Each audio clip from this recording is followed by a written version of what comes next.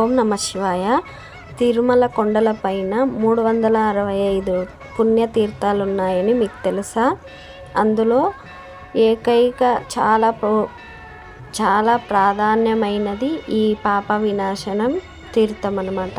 ఈ తీర్థం చాలా పవిత్రమైనదంట. ఇక్కడ స్నానం చేసామంటే ఒక్కసారి మన పూర్వజన్మలో చేసిన పాపాలు కూడా వెళ్ళిపోతాయి అని ఇక్కడ వాళ్ళైతే చెప్తున్నారు.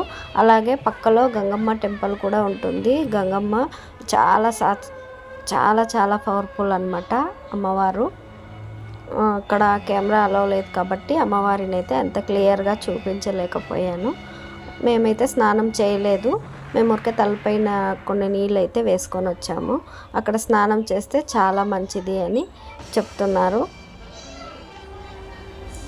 మీకేమైనా తెలిస్తే కామెంట్ చేయండి. సబ్స్క్రైబ్.